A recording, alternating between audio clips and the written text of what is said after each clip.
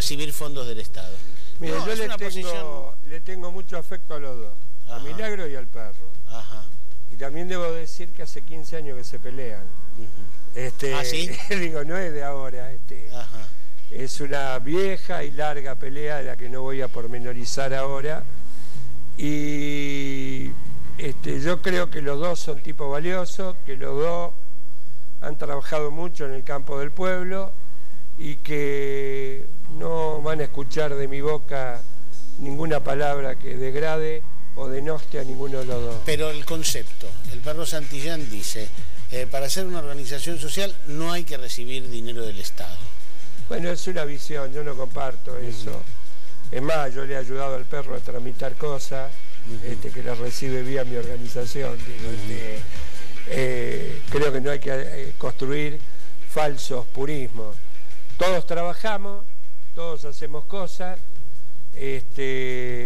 las hacemos de la mejor manera que podemos y me parece que lo que aquí se trata de atacar es la naturaleza de la organización social a la que ciertos sectores la ven como enemiga. Yo repito, a mí me molesta que el gobierno le pague 120.000 pesos por la misma casa que a nosotros nos paga 60 o 70.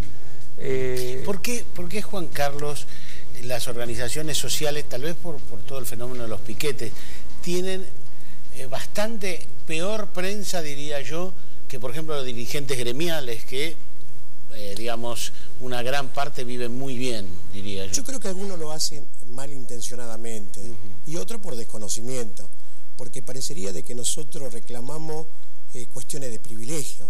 Nada más ni nada menos estamos reclamando trabajo. Nada más ni nada menos estamos reclamando mejor salud, mejor educación. Es decir, y entienden de que eso es un privilegio. Y lamentablemente, para que nuestra realidad no quede tapada, ser visible, muchas veces porque también los gobiernos no cumplen con lo que se acuerda, estamos obligados a salir a cortar la ruta, a movilizarnos.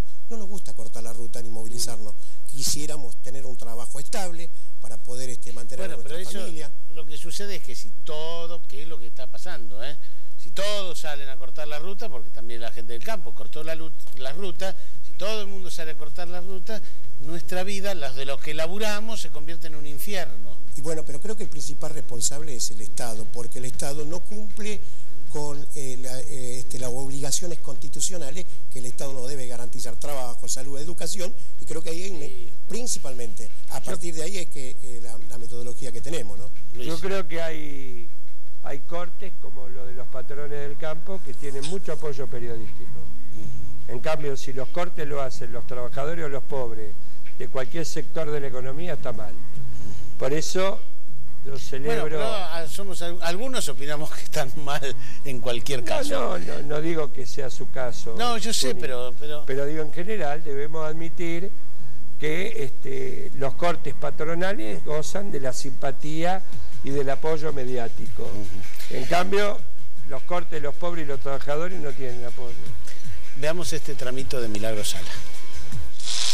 En sus comienzos, Sala tuvo contacto con otra agrupación social de Jujuy, que tuvo y tiene un amplio desarrollo nacional: la corriente clasista y combativa de Carlos Santillán, que enfrentó en los 90 al gobierno de Carlos Menem.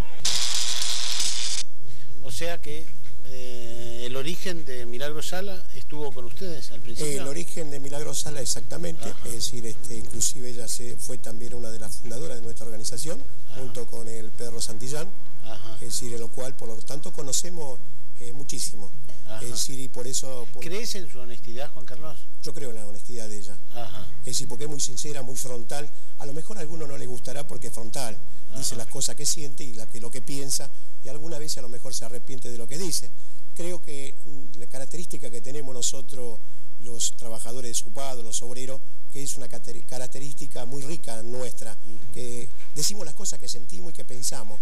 Algunas veces nos arrepentimos y volvemos para atrás.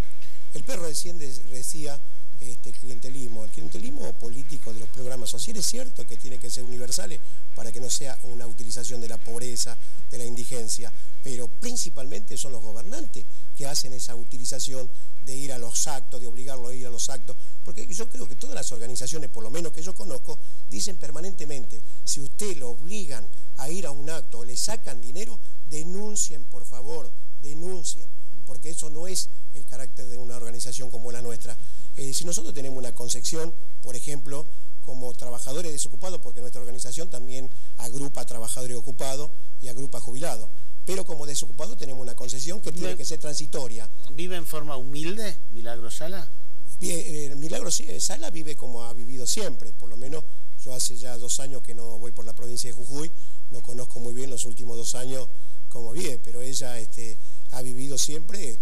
La historia de Milagro Sala es una mujer que ha sido también abandonada, muy dura, sí, por lo tanto conoce toda la dureza de lo que es la pobreza. Sí, ¿no? Vivió, estuvo en la cárcel. Estoy haciendo una defensa de Milagro Sala porque tengo diferencias políticas enormes, la visión de país también enorme, claro. Como lo tengo en este momento con Luis, enorme la diferencia, pero eso no quiere decir que a mí me da derecho a criticar cosa que no es cierto. Luis. No, lo mismo, yo creo que Milagro es una mujer honesta, una tipa que ha comprometido mucha vida al servicio de los más necesitados en Jujuy. Creo que una tipa temperamental. Yo no he visto otro caso en la Argentina de una mujer que maneje 10.000 hombres, ¿no? Es una cosa así absolutamente fuera de lo común. Creo también que... El término maneje... Digo maneje, organizativo, que conduzca. Sí. Reemplazo maneje por conducir. Digo, aunque la palabra manejar, sobre todo se la pueden... No, porque te la achacarían, se la achacarían al Derete, se la achacarían a Delía, maneja 3.000 que después van... No, pero si uno mira quién construye el sentido común de los argentinos día a día, sí, se dará cuenta quiénes son los principales manejadores de este país, ¿no? No es Milagro Sala, es por ahí el Grupo Clarín o alguno de esos. Vamos a ver lo de Gerardo Morales.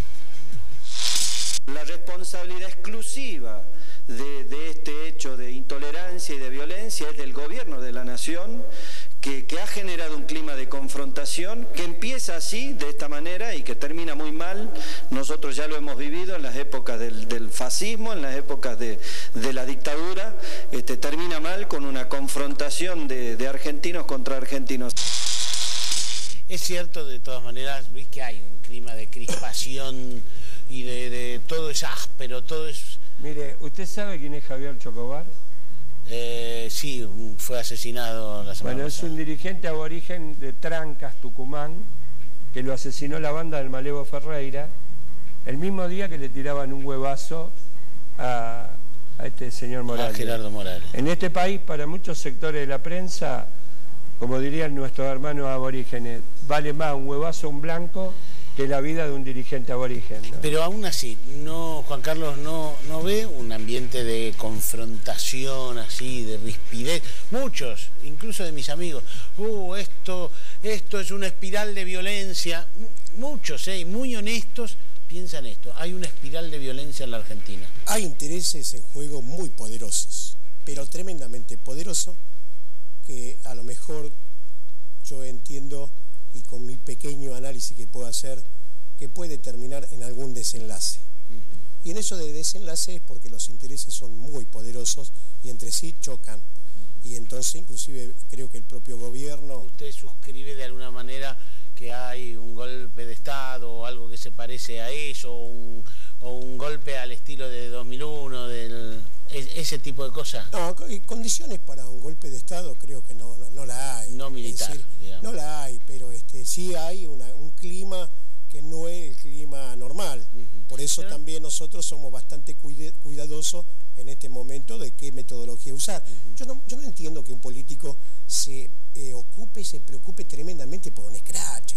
decir, han sido dirigentes estudiantiles, y yo entiendo que dirigentes estudiantiles se han dicho de la mil y una, se han tirado de los pelos, se trompearon, y dirigentes sindicales, que aquellos que hemos sido dirigentes sindicales en algún momento de nuestra vida, en los sindicatos era empujones y a quitarse el micrófono, es decir, escrache, en la política es así, es decir, ¿cuál es el problema? Que lógicamente lo que no